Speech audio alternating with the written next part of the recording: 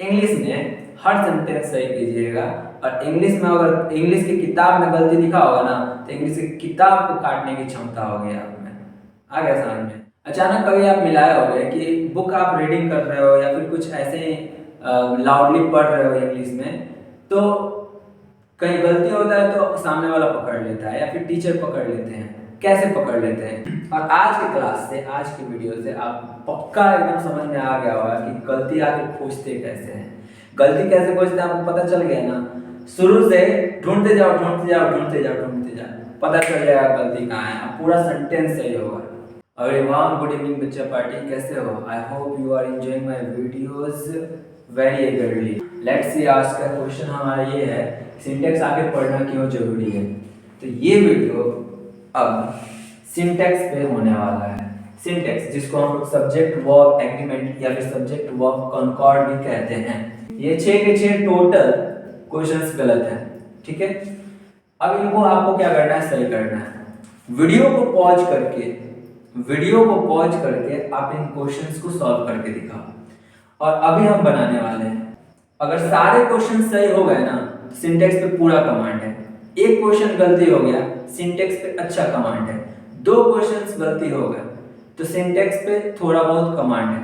3 questions गलत हो गए तो सिंटेक्स यानी आप जानते हो कि सिंटेक्स थोड़ा बहुत क्या होता है। अगर 4 क्वेश्चंस गलत हो गए इसका मतलब कि आप सिंटेक्स अभी पढ़ना चालू किए हो, जानना शुरू किए हो। अगर 5 क्वेश्चंस गलत हो गए तो इसका मतलब आप सिंटेक्स अभी देखना चालू कर रहे हो, यानी पढ़ना चालू कर रहे हो। और 6 का 6 गलती हो गया, इसका मतलब आज इस वीडियो पे पहली बार आप कदम रखे हो सिंटेक्स के मामले।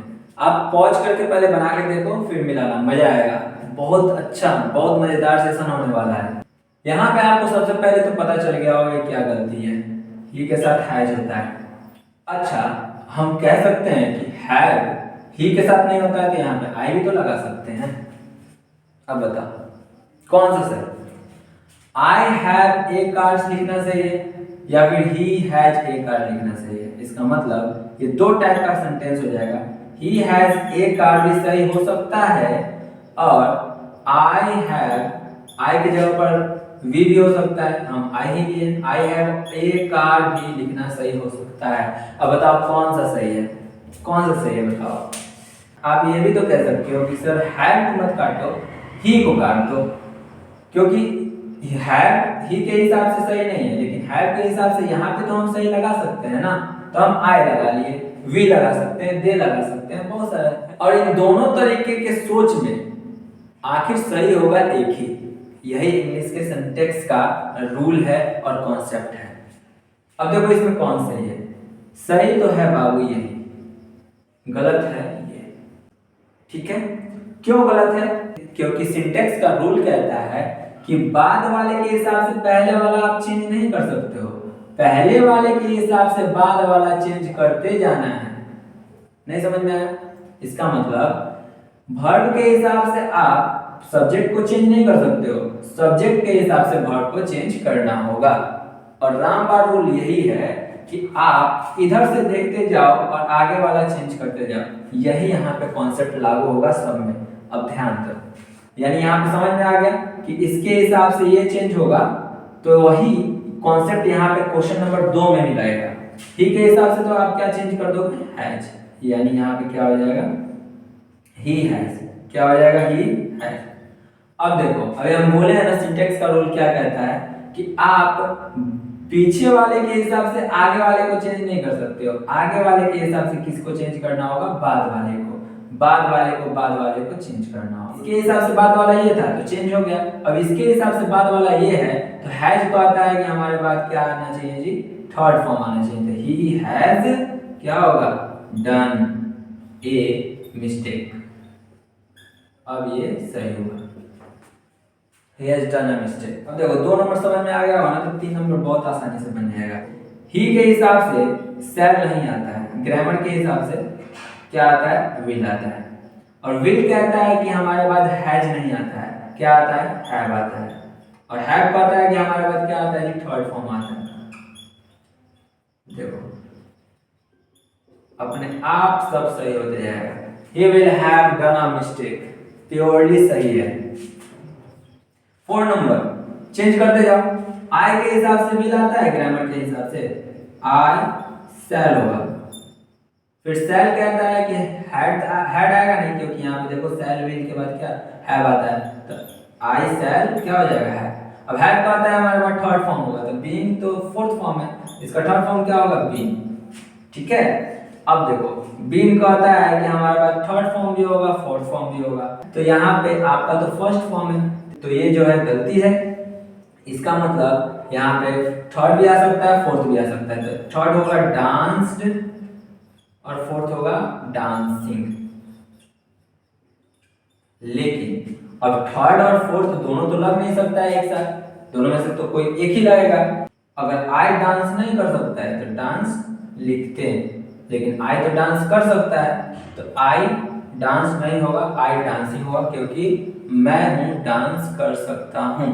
कोई पेन को कहते हैं, यहाँ पेन होता है ना पेन, तो पेन को अगर पेन के लिए रहता तो यहाँ पे डांस्ड होता है, क्योंकि पेन डांस नहीं कर सकता है, पेन को डांस कराया जाता है। तो भीतरी कब आता है, जब ये काम खुद नहीं करे, इस पे काम हो तो भीतरी आएगा, जब ये खुद काम करेगा तो बिफोर आएगा। अब देखिए फिफ्थ नंबर ऐसे ही बनाते जाओ। द थिक है तो द थिक, इसमें तो कोई गलती है ही नहीं।